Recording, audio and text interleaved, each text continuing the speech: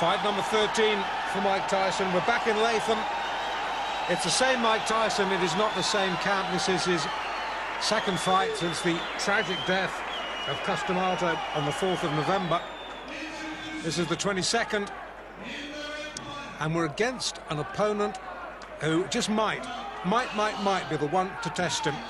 In all Tyson's early fights, well, in his latter fights anyway, I've said that we really need to see a better class of opponent. And I think we might have got that tonight in the shape of Conroy Nelson, who's been in with some good fighters. Conroy Nelson, Canadian, ranked number 2 in the Canadian heavyweight scene. As I said, he's been in with some good fighters. He's fought Razor Ruddock. He lost on a disqualification to Razor Ruddock. No, I lie. He went the distance with Razor Ruddock, 10 rounds. He lost his next fight in London. I should know that. I saw it. Disqualification against Noel Corliss, the Liverpool boy, in 7 rounds in Bloomsbury. But he's been in, as I say, with some decent opposition. He's fought for the Canadian title against Trevor Berbick. Berbick stiffed him in 2. Berbick is a world-class fighter. So if anybody is going to test Mike Tyson, Conroy Nelson is just the right sort of opponent at this stage of his career. The cornerman you might have seen wearing the ring jacket of former world light heavyweight champion Matthew Saad Mohammed from a few years back. Tyson just looks awesome, doesn't he? This is, as I say, fight number 13 of the previous 12. 9 have been won inside a round. In fact, I was there when he was stretched by Don Halpin. 4 rounds in his 3rd fight. So here we go then, round 1. Both boys in white. Tyson with the red trim, and Nelson with the black. Nelson, as I say, will try, has to use his height and reach to just keep Tyson at bay. Try and draw the sting for the first 2 or 3 rounds, because we know how dangerous Tyson can be early on. And Nelson on his bike early. Guard held high, peekaboo style. Don't want to let it drop. And Nelson can hit. Tyson needs to be a little bit careful this fight. He's been able to get away with liberties in 1 or 2 of his early fights because he has known his opponents cannot hurt him. This is not the case in this fight. If Nelson gets an opening, Nelson can bing one in. Touchdown briefly there, thanks to body shots. The right knee just clipped the canvas. Oh, he's shaky. He's so shaky, and we're only in round 1. And this is a good fighter. I can hardly believe what I'm seeing. Sit down, please, sir. Thank you. This is the trouble when we're crammed in alongside spectators at ringside. Somebody gets excited and stands up in front of the camera. We can't see. More importantly, you can't see. Tyson can see. Tyson likes what he's seeing. Well, while our vision was momentarily obscured, Nelson seems to have recovered a little bit of equilibrium. In fact, he comes back with a short chopping right of his own there, gets through.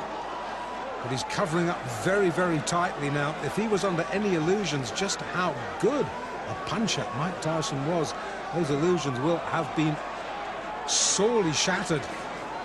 Tyson just falling centimetres short with that big arcing right. Referee just letting him get on with it. Just a little word, don't keep it too close, boys.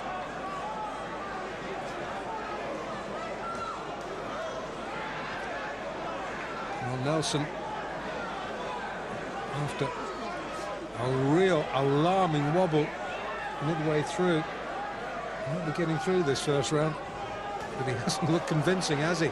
Tries to come back with a spearing lift of his own, but Tyson left uppercut gets through, and once again Nelson looks a little bit confused, dazed and confused. That term might have been coined for Conroy Nelson tonight in Latham. Hard to think that Tyson, I watched his pro debut, 6th of March, it's what, 22nd of November now. Boy, is he coming on, and boy, is he making an impact in the heavyweight division. Nelson hurt, needs a breather. I think that punch might have been a little bit low. The referee allowing Nelson just a moment or 2 to recover himself. Gets clipped with a left on the belt. And somehow, well, the ref comes over, says, just keep your punches up.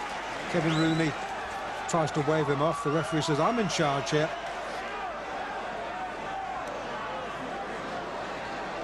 Okay, we're in the second. And once again, it's all Tyson. And Nelson, who was in deep trouble, is in deeper trouble as the left hook, which is fast becoming a Tyson trademark, sends him down. The gum shield has been spat out. Nelson says, that's it, thank you very much. I think discretion, the better part of valor there.